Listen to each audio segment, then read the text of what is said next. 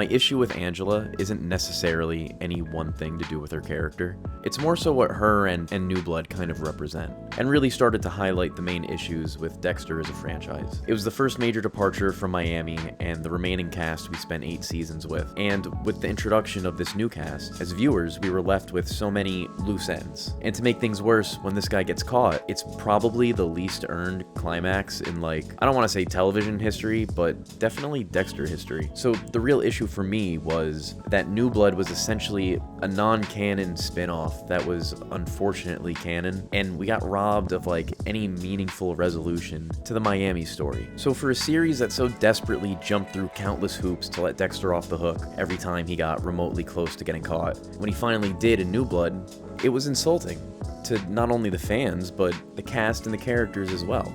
Hello, Internet. Welcome to my corner. Hope you're doing well as always. I'm excited about this one, so quips aside, I think I'm just gonna jump right back into it. Consider liking the video if you did. Consider subscribing if you don't want to miss out on any of my other alternate opinions. I said the thing. I've been cooking. I said the thing. Okay, let's get it. There were so very many avenues to take leading up to Dexter getting caught back in Miami. And even in Resurrection, we see the ramifications of New Blood's past. Batista comes in with like zero evidence for some reason and is just like hell-bent on a hunch and a word. And as much as I liked Resurrection, it was a lame reason for him to be there and very lazy. And it really made it seem like the only reason Batista knew is because he watches the show.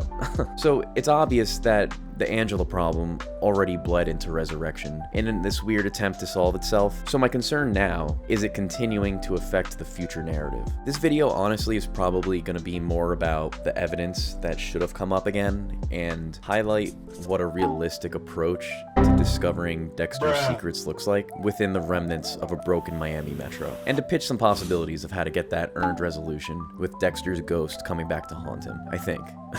And as much as I want to say this is a strictly New Blood mistake, the Angela problem was something that has been an issue since like season 3, to be honest, and to put it plainly, it's this aversion to developing the cast that they already have. Because at this point, the only way for these characters to meaningfully develop is for Dexter to deal with consequences that would affect and stain their previous relationships. The show was really against putting Dexter at odds with fan favorites, it seems like, and because of that, we continuously got very underwhelming new characters that no one was under the impression were gonna last more than the season that they were introduced. Quinn got so lucky, to be honest, that he made the cut when he did.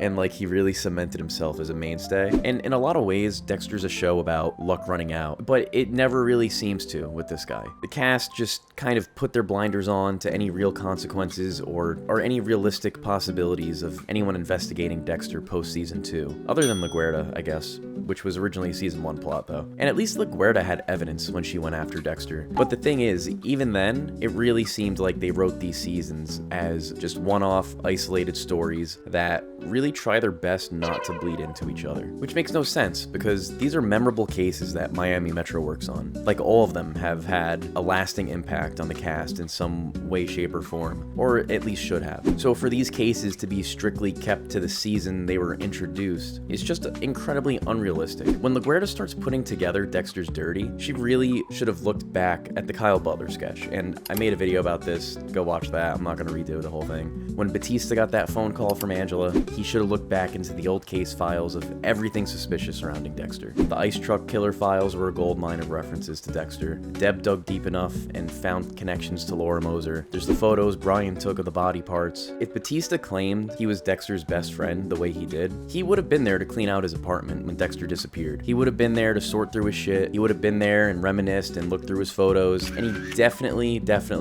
would have seen the pictures that sparked a resemblance to the ones that Rudy recreated. ITK was a case that Batista literally almost died on. If it were me, I would remember almost everything about that case. And Batista is such a passionate and such a good guy, so the irony of discovering something like that about his best friend while he thinks he's doing something good to honor him, that would have been a very realistic and fulfilling way to spark an investigation, or at least fuel his vendetta for discovering the truth about someone he defended his whole life. And we never see that aha moment or the wheels turning, just him name-dropping Dokes and LaGuerta, and we really don't even see kind of the remorse that comes with him not being able to put it together. Because I feel like that is something they could have explored more with Batista in Resurrection. This isn't a video about that, but that was something I think could have been played up more, because really it was just like he's just got this vendetta. There's Lila that Dexter was openly involved with, and Batista learned that lesson the fucking hardest way possible, that she was bad shit. So that's twice already Batista faced like crazy complications unknowingly because of Dexter. There's obviously all the Bay Harbor Butcher files that literally was enough evidence to make it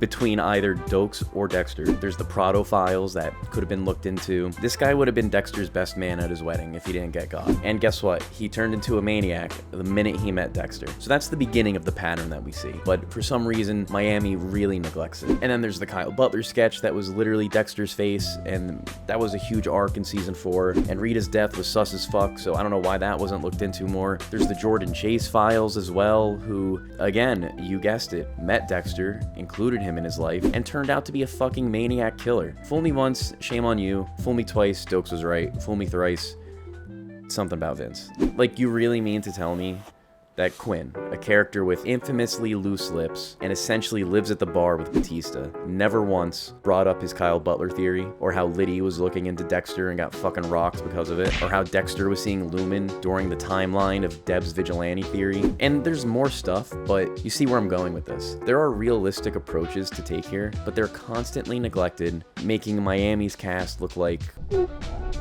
because it seems like whoever's writing it doesn't watch the fucking show. And like, I don't mean to be a dick about it, but that's what it felt like those last couple seasons. Dexter falls in love with Hannah, his affinity for killers is unmatched, and it's so obviously not a coincidence anymore. And LaGuerta finding a fucking blood slide near Travis Marshall's body should have been reason enough to at least start looking back at these old files. It's like they got rid of them. It's like they got rid of the files and act like those cases never happened. And that's so unbelievable. I can't think of any one real-world comparison where that actually is happening, where they just get rid of the files. Speaking of conspiracies and missed opportunities regarding characters, I talk about this a lot, but only because it rings so true, you know? For every one character they kill off, they really introduce like a whole new cast just to take their place. And then they dip that season. Just take Vince, just take Quinn, have them look at the files, put them on a road trip. Quinn knows what's up. Vince was smart enough to keep his mouth shut and not get involved. I'm not convinced otherwise. Those are two characters that absolutely need to be involved in discovering Dexter. And what they do with that knowledge is up to them. Like, I'm fine if they're fine with it, but they need to know. They need to find out. Now it's unavoidable since Batista's gone, unfortunately. But the main thing, I think, is us seeing evidence obtained in a realistic way finally coming from Miami, where everything took place. Matthews was another resource that could have been utilized better. You know, he was a character that really should have been propelled to regular status, and the Dexter cover-up from Harry's past should have been a huge plot point, to be honest. If Deb can figure it out, then someone else can figure it out. Deb's ghost was the highlight of New Blood for me. You know, it really showed how at war with his thoughts Dexter was in a way we haven't seen before, really.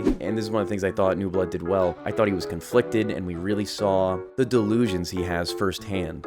So Deb as his conscience makes a lot of sense, and that's a trick I think would work on other levels as well. You know, they played around with it slightly with Brian and the Big Three in Resurrection, and I made a video about this too. I think bringing some Ghost back could really fill the void that their, you know, breathing counterparts left, while also highlighting how isolated Dexter's become because they're not actually with him. Constantly seeing them, constantly feeling guilty, that's closer enough of an ending, I think, in a tragic story like Dexter in its own right. Even if he doesn't go to jail, he's essentially in a self-imposed exile, which would actually feel worse because he's constantly seeing them. Which is what Season 8 tried to land, but the execution was very messy. And I think that's a good opportunity to really stick that landing and just go all in on something.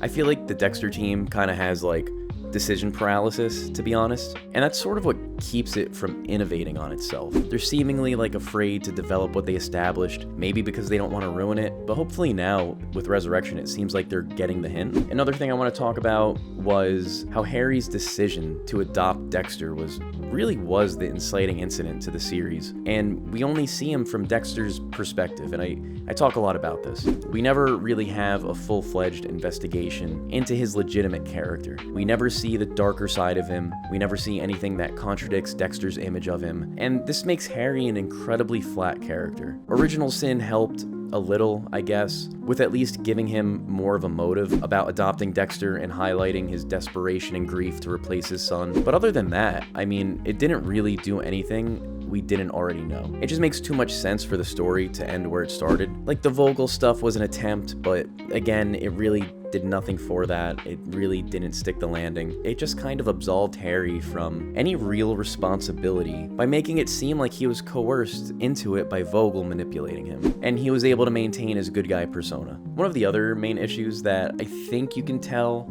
just by watching the later seasons is that the story and the new characters they would introduce were just so uninspired, and they did it constantly. Besides Isaac Serco, of course, R.I.P. Ray Stevenson, the GOAT, honestly. But he really was the first compelling side character since season 4. So, of course, in true Dexter fashion, the second they have a good thing going, they fucking ruin it and turn everything into a tragedy. You know, just to get the same point across, to have Dexter never learn his lesson. I think Isaac was the closest attempt to replicate that same kind of rivalry with Dokes, but really the only thing that can compete with Dokes is Dokes, to be honest. And in Resurrection, in like the first scene, they introduce a way to bring him back. Even though the Dokes we saw was obviously in Dexter's mind, and he heard what he wanted to hear. But back in New Blood, we saw how, when he felt guilty and conflicted over Harrison, Deb was essentially taking the place of his conscience and was popping off on him. All I'm saying is they've done it before. Just bring back some characters as Dexter's conscience and have him just alternate or whatever. It's really starting to feel like, what was the point of doing this? If he's not learning from his mistakes and taking the things he stuck his family's neck out for by getting close with these killers and implementing it into his life like he used to, then what was the point of losing so many people? And what better way would there be for us to visualize it while also giving us closure towards an ending than by having them literally guide Dexter towards it? Tying all this back to Angela, what I like to call her is the poster child, the harbinger, if you will, of Dexter's biggest problems. She's a deus ex machina in disguise that accomplished nothing but piss off fans by expediting the reveal of Dexter's darkest secrets in the most unearned and unrealistic ways possible. She took Miami's glory, doubled it, passed it on to the next detective, and left us with a hollow version of a fan favorite, just to cover her ass for introducing inconsistent and inconvenient fuck-ups, so convenient that Batista never even brought it up. She's the ultimate Deb cosplayer, so it makes sense Dexter would gravitate towards her, and that's another issue. Everything essentially is a cosplay at this point, and Dexter's narrative continues to gravitate towards these imitations of better characters that, when we finally get characters like Batista back, without any realism behind his claims, meanwhile having every possible resource as captain at the time to back him up, it feels forced and unfamiliar. I'm honestly questioning the longevity of Resurrection if these things don't change in season 2, especially when we have so many options and avenues to take to give the original cast compelling narratives to tell. And I think that makes sense in a lot of ways, because in season 2, we have Dexter's work coming back up to haunt him, and then it gave him his new life as the Bay Harbor Butcher. I think what we need to see are the people in his past coming back to haunt him. And that's really gonna be the thing that resurrects Dexter. There's just so many things that make too much sense to give the original cast compelling narratives to tell, and move the plot towards a satisfying ending. I mean, you know what they say, Valar Morghulis. All men must die, all shows must end. Thank you guys for watching. Let me know what you think. Consider liking the video if you did. Consider subscribing if you'd like to continue getting triggered by my totally not rage bait takes. And definitely comment if you are triggered by my totally not rage bait takes. All original thoughts here always. It is what it is. Have a wonderful day or night, folks. Thank you again for tuning in. I look forward to seeing you see me on the next one. Something Spanish, blah.